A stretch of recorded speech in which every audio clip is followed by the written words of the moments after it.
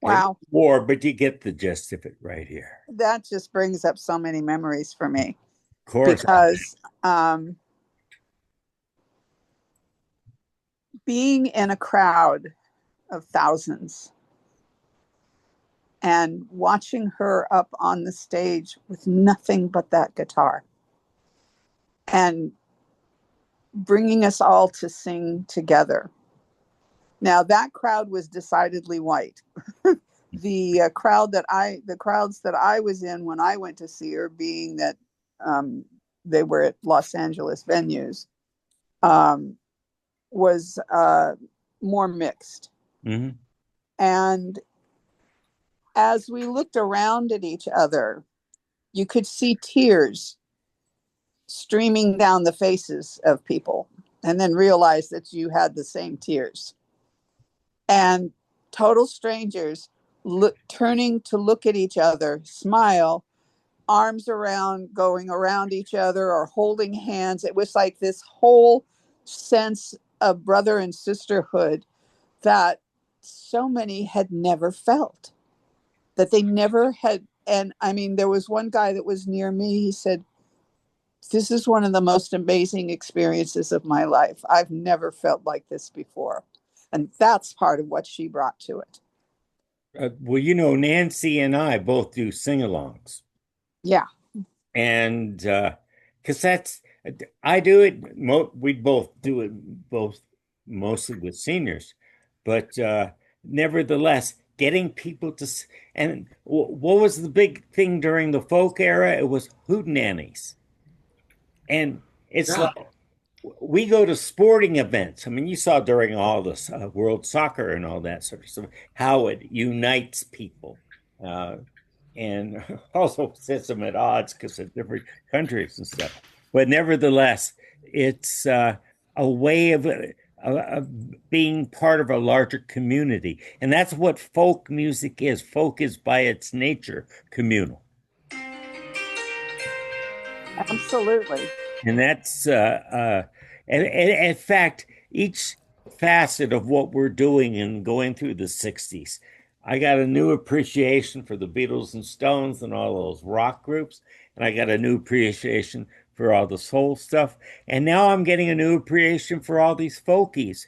Of course, I studied folk music. I spent a year and a half in the folklore department at UCLA. Mm-hmm. I did a lot of work on Anglo-American folk song and history. And uh, I even, when I was in grad school, I did the roots of rock, and I was always uh, trying to the folk roots, how it came from field hollers, and it came from war Right. songs and jail songs and all that sort of stuff. So, and I think, and you've talked about this, Gail, about Wells. There are people today that we're due for a folk renaissance. Folk would be such a breath of fresh air right now because in our cyber world, in our uh, electronic world, in our AI world, we are so isolated, and there's such a need to join forces. And that's what these singers were doing. And you see that with Joan right there, entreating people to sing along um, and to be part of the community.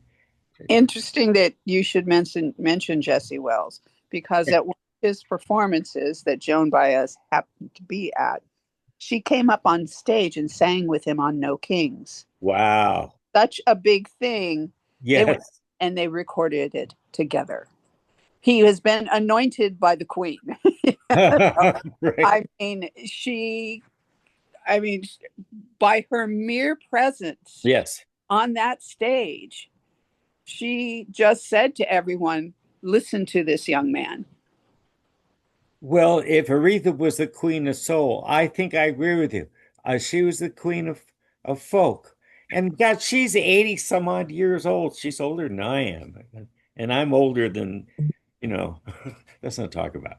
So I'm older than dirt, so you know. exactly.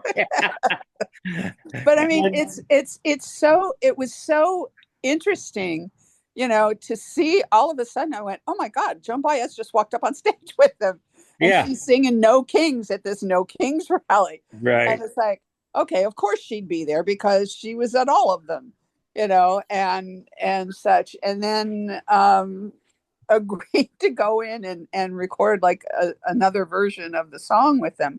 I mean, it was just like, just so incredible, because what she did and what so many people are recognizing right now is that there is a return to those roots. Just as in country music, you're seeing a lot of country artists who normally would be the, Christian right, Right. such, who are, there's this one guy who's a big guy, and he's doing stuff like, I vote the same as my collar, you know and he admonishes people that, who are not being loving to one another, that they need to read the words that are in red, Yeah. meaning the, from the New Testament and stuff. And so it's like, you've got that, you've got a, a lesbian leftist country artist who wrote this great song called Barefoot and Pregnant, and basically talking about how they're, women are trying to be pushed back into Yeah. that role. You have this happening, and it is all on top of the roots of people like Joan Baez and Pete Seeger, and the other greats, Dylan, the ones who made a difference in, in our society. I mean, without these people in the folk world, there would have Yeah. probably been a much longer involvement in Vietnam. But these people helped um, change the tenor of the times. And I think the times today, there is a need, and there'll be an appetite for more stuff like that. I'm going to go right now to a Phil Oak song that Joan performed. It's called "There But There Fortune." but fortune, yeah.